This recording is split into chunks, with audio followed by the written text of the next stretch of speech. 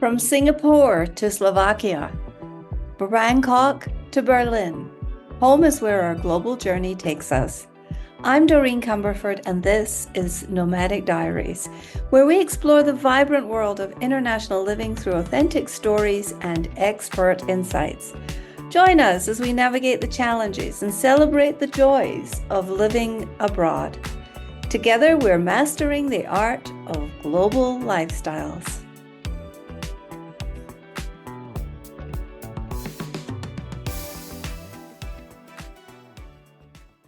Hi, everybody, and welcome today to Nomadic Diaries. It's my privilege to be sitting in Mexico and interviewing a brilliant woman who is sitting in Melbourne, Australia today. Please welcome Elizabeth Pritchard. Hi, Elizabeth. Hi, Doreen. Thank you so much. Hi, everybody who's around the world, wherever you are. So let me tell you a little bit about Elizabeth. She's a leading keynote speaker. She's an author. She's a leadership coach. And she moved at 48 years old from New Zealand to Melbourne, Australia to start her PhD, which really caught my eye. And I thought there were so many of us who talk about making these great leaps. She's also the author of a book that is coming up in January of next year. And the title of the book is Pray, Don't Panic. And it's stories from 30 women from around the world and about their resilience. So thank you for being here today, Elizabeth. Thank you so much, Doreen, for the opportunity to connect. It's fantastic. Yeah. So please tell me, what was the impetus for your big move to start a completely new life in Australia at almost 50 years old?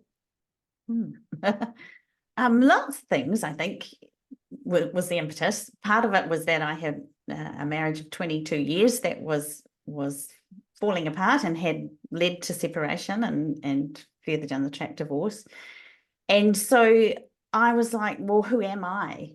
I was always fulfilling my roles. I was the mother, the wife, the occupational therapist at that time, and then the lecturer, and I had all these roles, but they weren't who I was.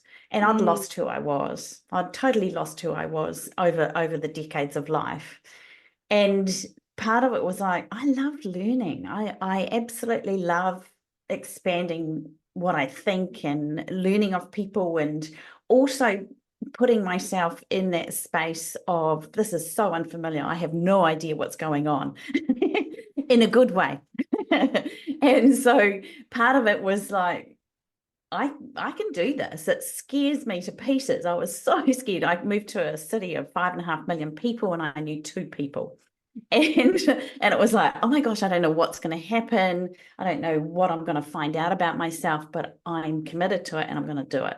And I think a lot of your people who listen to this podcast probably do the same sort of thing. It was like, it scares me to pieces to not know where I'm going to sleep tonight or tomorrow, or what country I'm going to be in, or who I'm going to meet down the road. Yes. And I think those are the things that we can purposefully, consciously, intentionally set ourselves up to stretch and grow who we be. Exactly. I'm sure listeners, we're just trying to imagine you nodding your head. So I would just love to know if you have a perspective on a diverse culture. So you moved from New Zealand to Australia, which in the West, we frequently assume that they're similar. However, I'm sure there were lots of cross-cultural differences there. Tell me about that. And did that influence you a lot when you landed? It did. I'd been to Australia because it's only like 3.5 hours on a plane from New Zealand to Australia. And I didn't realize how different it would be living here to visiting and having holidays here. And it was like, yeah, we're so similar and we're just across the ditch. We're, in the antipodes of the world. And so there's lots of things that we share together. And I didn't realize the cultures were very different until I lived here.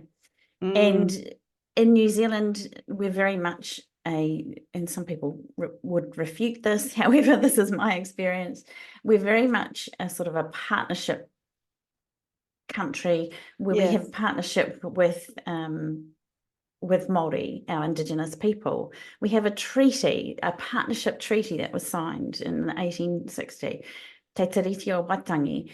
And so all of my roles and all of my working life, we had to embrace the understanding of tikanga, their rituals, their practices, recognize who they were and connect with them in a different way, because the Māori are like most Indigenous populations, they think about interdependence. They're not on their own, they're always connected.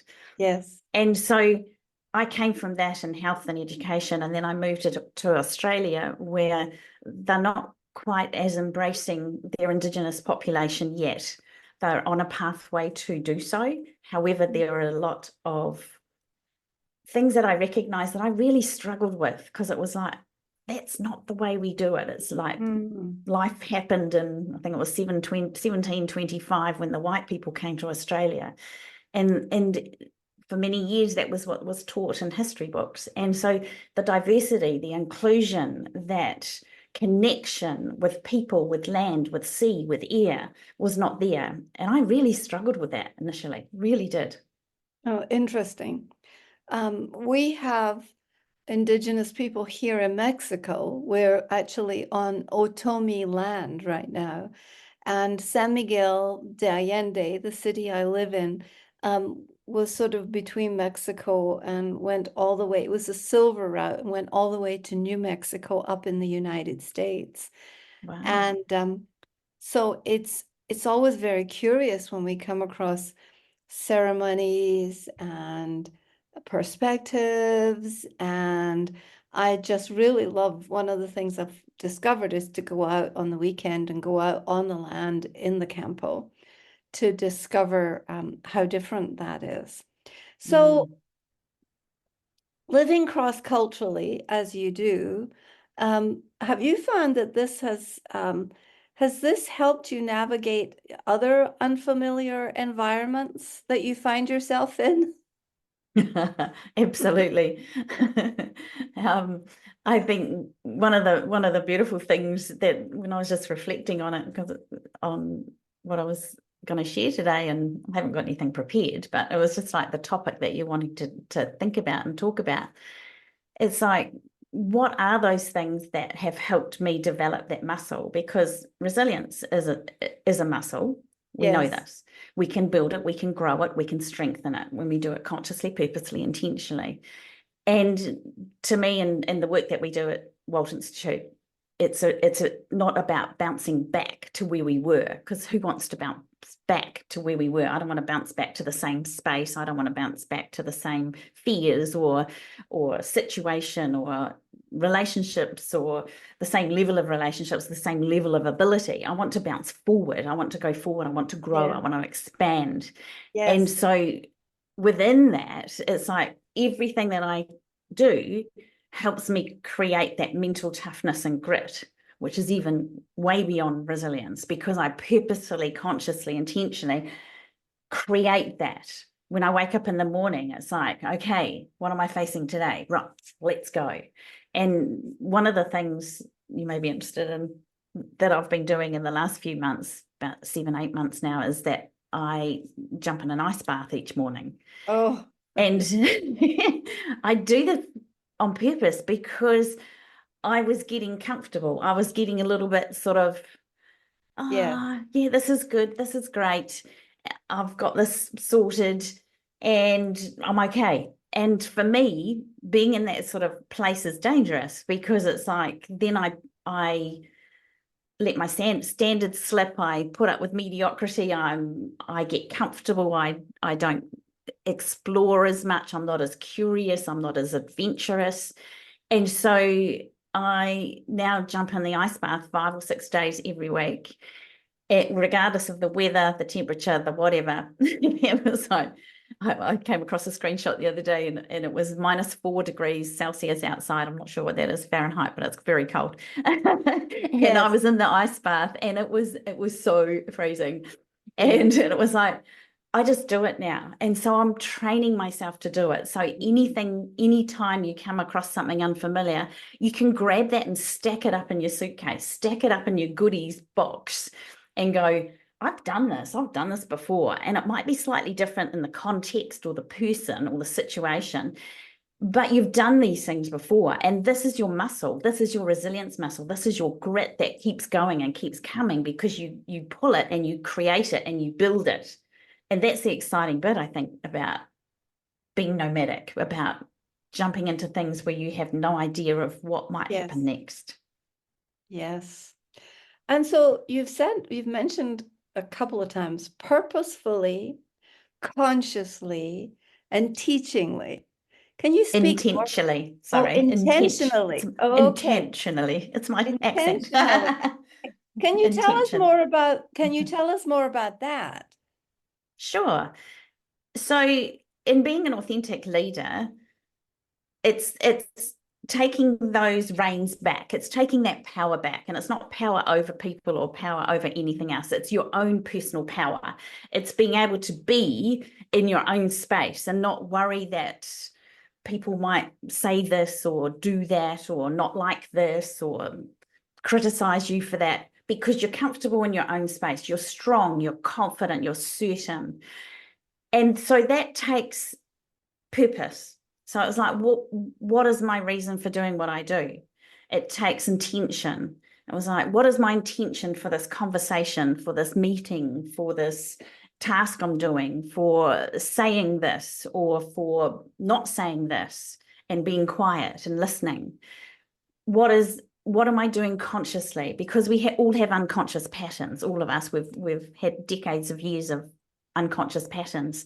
And it's not until we recognize those and explore those, then we can go, that's because blah, blah, blah, blah, blah. And when we look at those patterns without shame or blame or guilt or judgment, we go, well, that no longer serves me.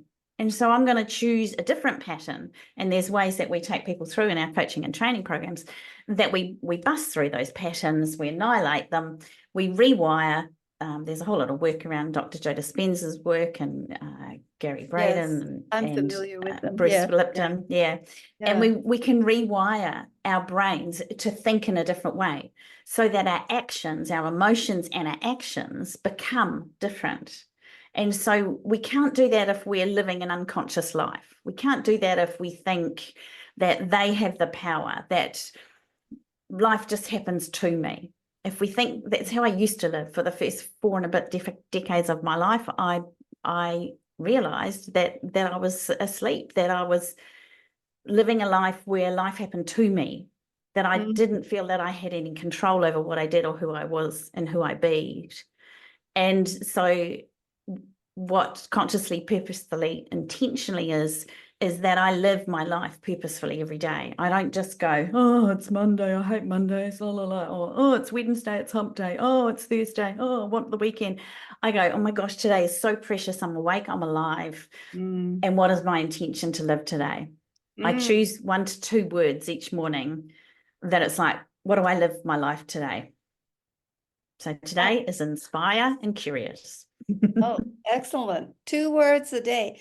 Yes, I like to ask my guests what their recipe is because, I love these little recipes. And the simpler they are, and the more easy they are to remember, I think the more effective they are. Because after this, I will remember that. So, can you tell me,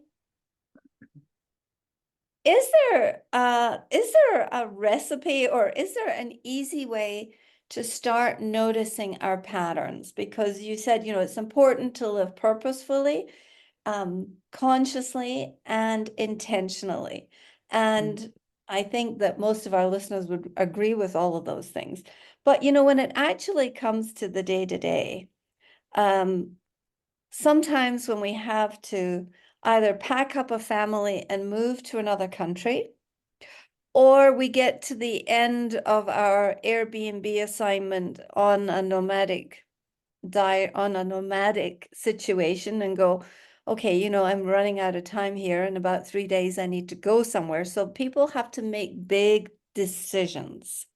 Mm-hmm. So how do we recognize these patterns that that we fall into or hold us back? Because I don't understand those big blind spot that we have, and how do we uncover it? Mm. It's a wonderful, wonderful question. And when you're asking that yourselves, they begin to show up as well. So part of it is listening to the words that you're saying. If he goes, oh, it always happens like this. I remember when we used to go on holiday as a family, and it was like, I always felt, and I'm going to use these words on purpose, I always felt that I was the one packing up the whole family, getting their house ready, making sure the rubbish was out, all that sort of stuff. And all the husband did, bless him, was Yes. pack the car. And Yeah. here I was sort of jumping in the car to go on holiday, and I was exhausted because I've been going for like 8 hours or whatever it was, getting everything ready, making sure the kids have got their favorite toys and all that sort of stuff, Right. and setting all the house up. And so whenever we find it that we're saying always or never, that's a little indicator. I was like, there's a pattern in there. Now you may not know what that pattern is because we sort of live inside ourselves, and so we only know what we know. And it's like we're in a sort of a pill box and a pill bottle, and the pill bottles are white usually, so you can't see through them. But on the outside, there's a whole lot of instructions on the outside. Yes. And that's one of the beauties of having a coach, because the coach can ask questions and the coach can see things from the outside, and they're not caught up in the inside stuff. And so one of those things is having a really expert coach to ask the questions to uncover is another way. So it's listen for the language. If you say always or never, that's an indicator of a pattern. Having somebody who can help you ask and explore questions can help. And I think the third way is when we are triggered. Now, I love this word. People just get so intent about the word trigger. That conversation's triggering, or that's really triggered me. Bring that word back to you. Bring it back to here, who you be, your authentic self. If I have something that's triggered, that's external. I'm putting that external. It's like they triggered me here. That story was very triggering. That was so whatever.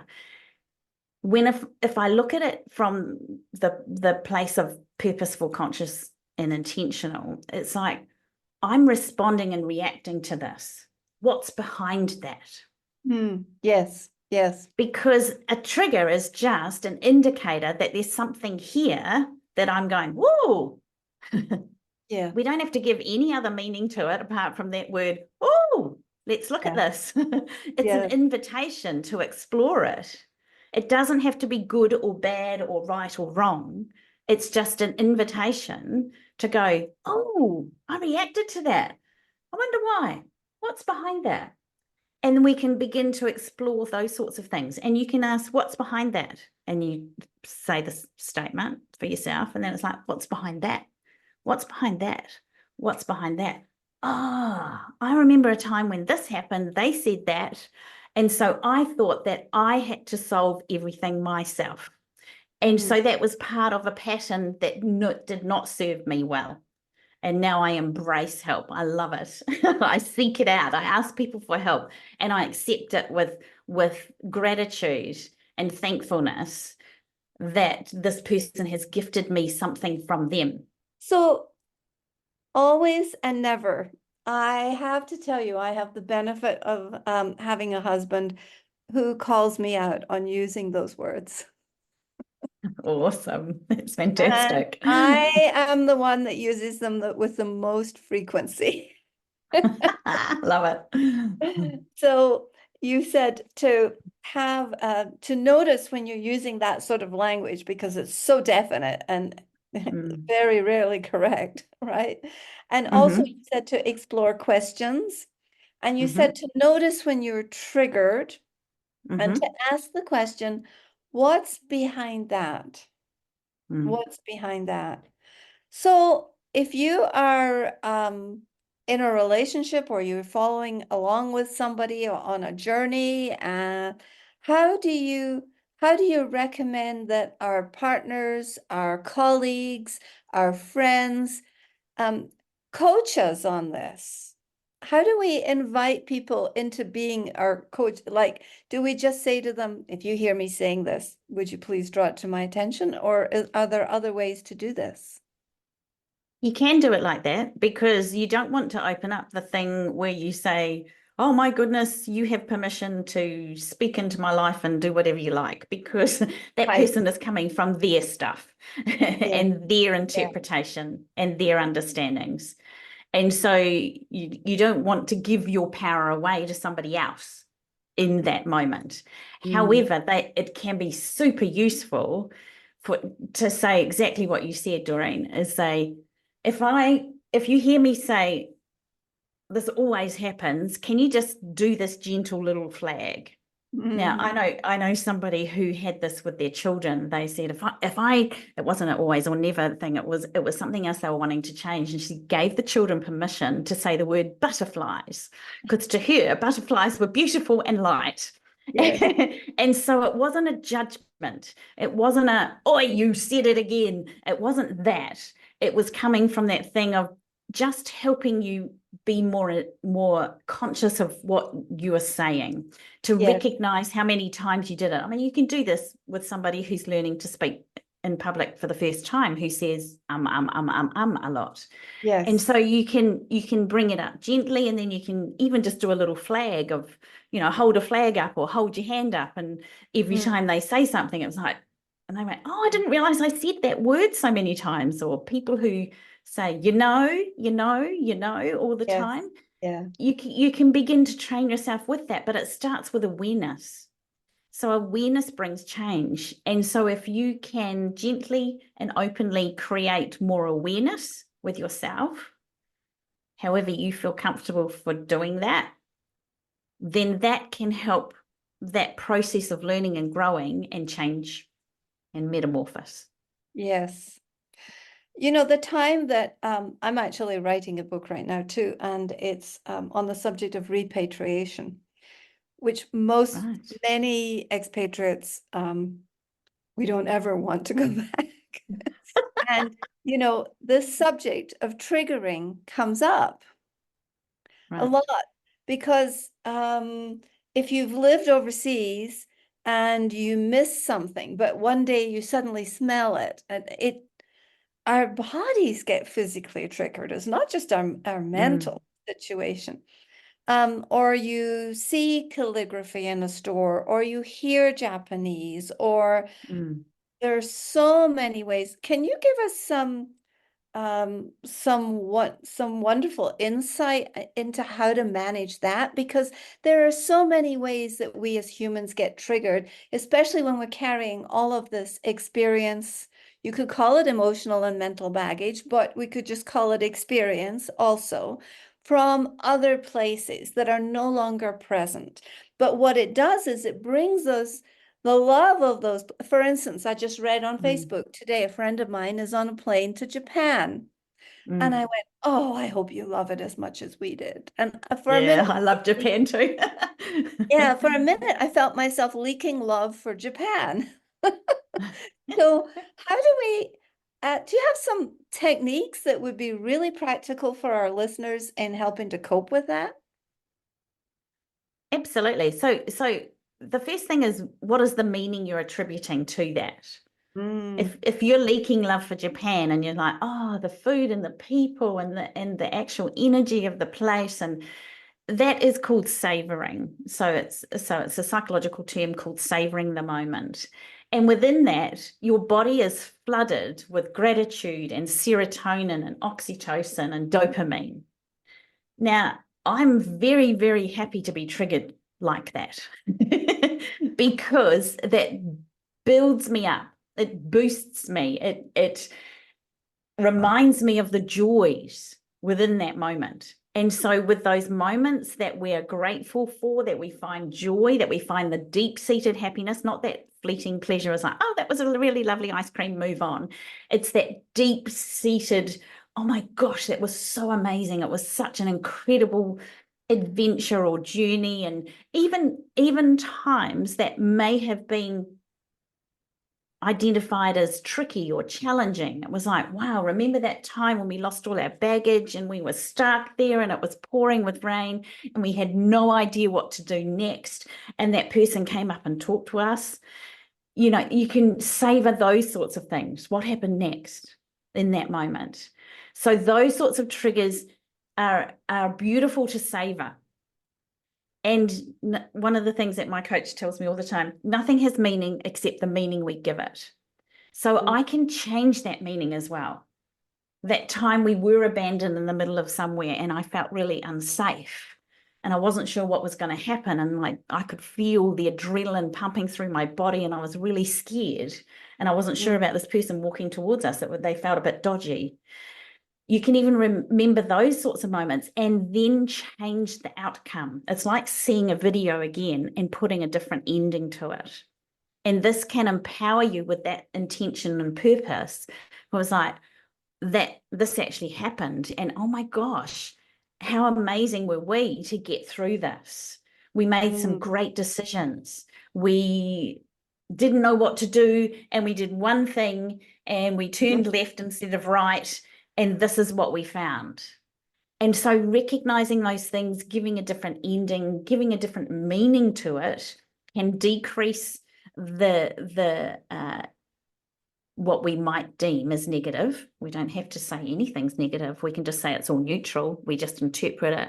But it could change that thing that we might say was not so pleasant and give it a different meaning in our lives. And that's how we keep growing and expanding, and also how we keep shifting those patterns that crop up.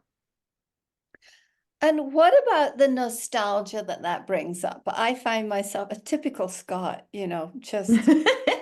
just typical, we're used to the rain, we're used to emotions, we carry our heart around.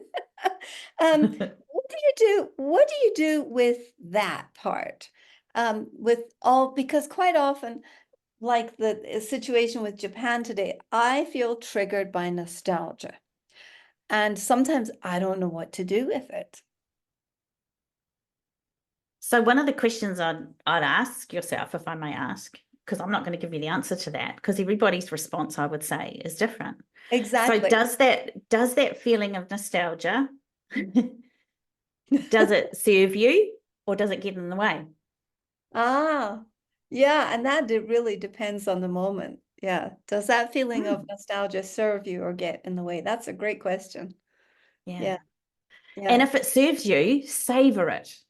Allow Yeah. yourself to go in it. Allow those emotions, those feelings, those chemicals to flood your body, because that helps your mental health. It helps your resilience. It helps your grit, your passion, your perseverance. It absolutely helps build that. If it's getting in the way, there's a few things you can do. One fantastic thing that I work with Christine Burns in our business, and she always says you grab it and put it in your pocket for later. Put it in your back pocket.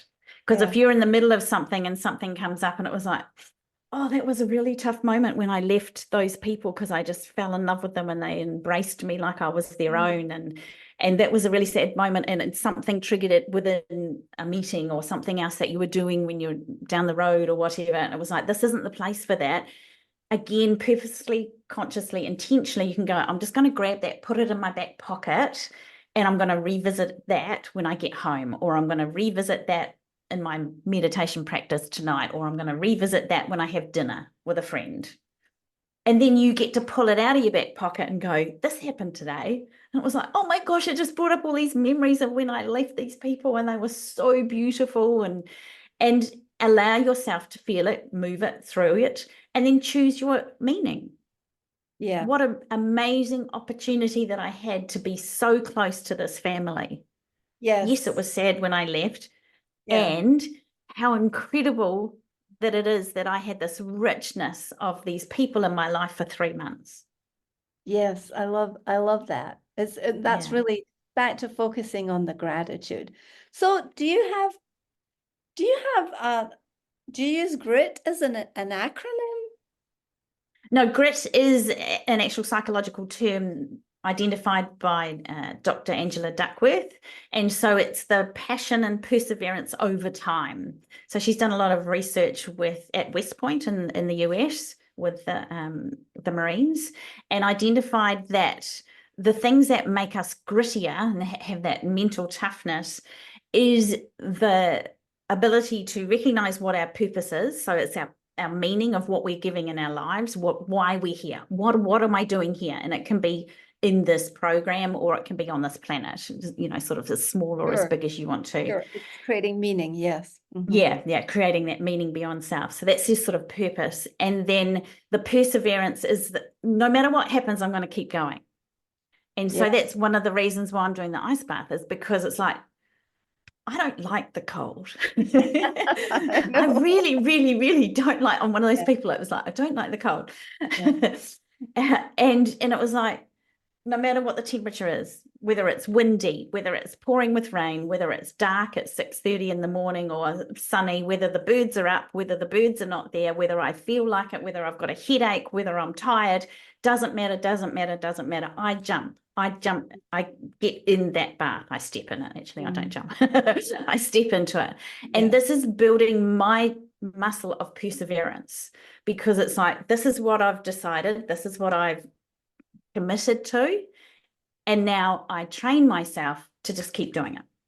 And so that's the perseverance. So there's a whole psychological principles around that, and then there's other work that have come on from there, and Stephen Kotler's got this great book as well that sort of brings in a lot of other things from Friedrichsen and Martin Seligman and positive psychology that brings in the ability to recognize and expand who you're being within that, and knowing that it is about what are the thoughts that I'm thinking and choosing. It's the words, it's the willpower, and willpower runs out because it's like an engine. Willpower, as your day goes on, it runs out because it's like your blood sugar becomes levels. Want power, doesn't it? Well, yeah, exactly. It becomes want power because it runs out. So that's why you tackle the tougher things when you're fresher. That's why you don't leave big decisions till later in the day. So all of these things. So it's all about this perseverance and expansion of who you're being and stepping into that. Yes. Yeah. Well, this is terrific. We've really covered a lot today. Can I just summarize a little bit of this? Because go for it. I think for those of us who are expatriates or digital nomads living overseas, I mean, just the title of your book to start with, Pray, Don't Panic. I mean, it's just no matter what kind of prayer you are thinking about or your methodology of prayer, we can always take a moment and pause in order not to panic. But I love some of the things that you shared with us today, which is, things like being triggered and noticing that we might be using words and terminology like always and never. And you taught us about to examine our language, listen to our language, focus on changing our language, and explore the questions. Ask, a different question. What's behind that? And what's behind that? I love that. And then I love the way you talked about being triggered, especially the savoring of the trigger. So you talked about the moments of gratitude. So that is absolutely really useful, I think, for all of us, because I believe that passion and perseverance are both necessary in order to live an expansive life when you're not in your native culture.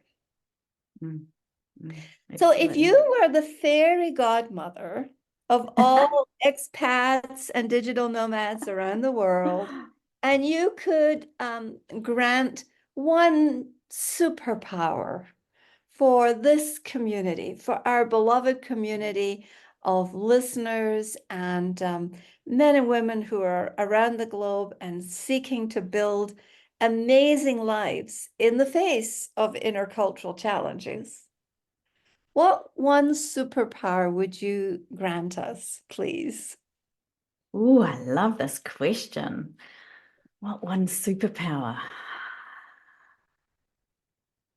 You can take your time. Yeah. I think the recognition of who you freaking well are, because we're so often busy doing and thinking and planning and creating and doing tasks and looking after people and all of those things, we forget to come back home to us. And I think if every single one of us has that superpower of recognizing we are an amazing being, we don't have to do anything. We just need to be. I love it. Thank you very much. And on that note, we are all going to gratefully accept the new superpower of recognizing the amazingness that we are, right? Yeah. I would like to wish you the best of success with your new book, Pray, Don't Thank Panic, you. that's coming out in January. And Yes. all of anything else that has been referred to, we'll put in the show notes. So Elizabeth, this has been a great conversation, listeners. We hope that this will serve you. And also, if you feel like you've gained any value out of this conversation or any other conversation on Nomadic Diaries, could you please go to the app that you're listening to this on and perhaps write us a little review or a little rating? That would be so much appreciated. Any last Fantastic. words, Elizabeth? It's been an absolute pleasure, and it's so exciting to recognize how all of these things can serve every single person who hears this. Doesn't matter what your circumstances are or where you are, you can take these gems as beautifully summarized by Doreen and apply them to your life right here, right now, and keep on going and keep on growing and expanding. And I wish you all safety and happiness and deep satisfaction with what everyone is doing. Thank you so much, Elizabeth. And in closing, I would just like to say hasta luego, ma salama, and goodbye. Arriba.